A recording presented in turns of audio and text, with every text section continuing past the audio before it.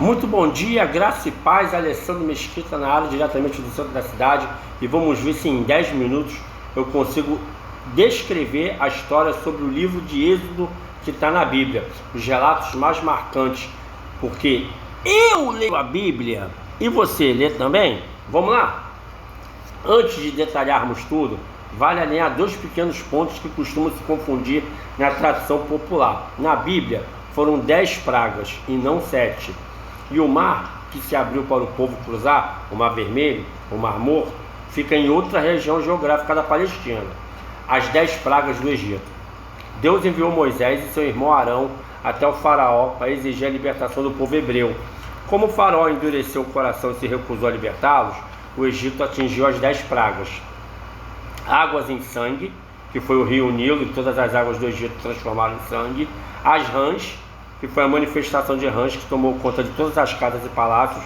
Os piolhos, ou mosquito, o pó da terra se transformou em piolhos sobre homens e animais. As moscas, grandes enxames de moscas devastaram o Egito pela primeira vez na terra de Gósen, onde viviam os hebreus, foi poupada.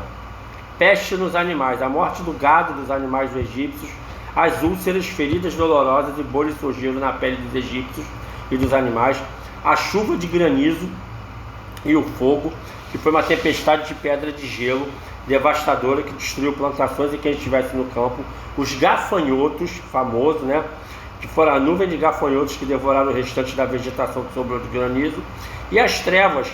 A terra do Egito ficou em escuridão total por 3 dias, mas onde os israelitas moravam havia luz. E, lógico, a morte dos primogênitos, a praga final e decisiva. Como que aconteceu a morte dos primogênitos? O sangue do cordeiro na porta e a Páscoa. Antes da 10ª praga, Deus deu instruções específicas a Moisés para proteger o povo de Israel do anjo da morte, que era o destruidor. O cordeiro. Cada família israelita deveria sacrificar um cordeiro perfeito, sem defeito, e marcar as portas com o sangue do cordeiro.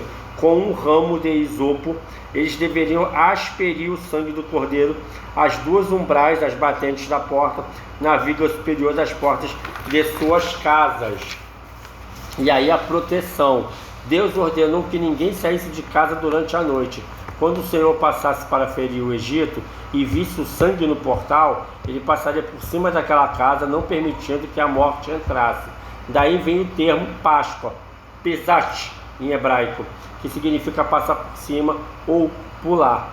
O sangue será um sinal para que vocês, nas casas que estiverem, quando eu vir o sangue, passarei por cima de vocês.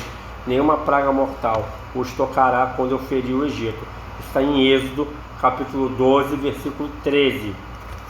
Quando deu meia-noite, a 10ª praga aconteceu. Todos os primogênitos do Egito morreram, desde o filho do servo até o filho primogênito do próprio faraó. Houve um grande clamor e choro por toda a terra do Egito. A libertação. Depois que isso aconteceu, o faraó mandou todo mundo meter o pé, libertou os escravos. Devastado pela perda do seu filho, pressionado pelo povo egípcio, que temia destruição total, o faraó chamou Moisés e Arão durante a noite e ordenou que saísse imediatamente do Egito, com todos os hebreus, seus rebanhos e pertences. Após mais de 400 anos no Egito, o povo de Israel finalmente saiu livre, guiado por Deus de forma visível.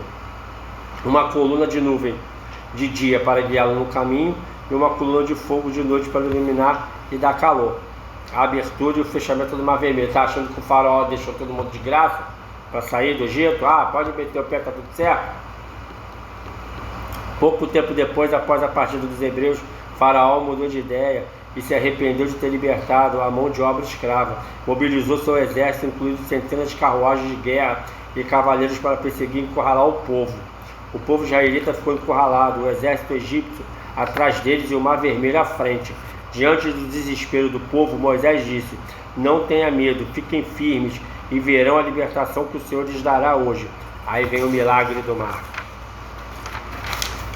O vento e a divisão. Deus mandou Moisés estender o seu cajado sobre o mar. Um forte vento oriental soprou durante toda a noite, dividindo as águas, transformando o fundo do mar em terra seca. A travessia. O povo de Israel atravessou em meio mar em seco com muralhas de água. à sua direita e à sua esquerda. E a perseguição. A coluna de nuvem se posicionou entre o acampamento egípcio e os israelitas, trazendo trevas para os egípcios e luz para os israelitas. Os egípcios entraram pelo meio do mar, no meio do encalço dos hebreus. É aí, meu amigo, não teve jeito. Deus mandou Moisés erguer o cajado de novo e fechar o mar.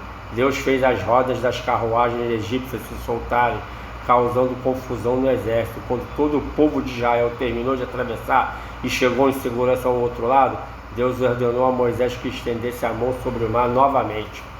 E aí teve a derrota do exército.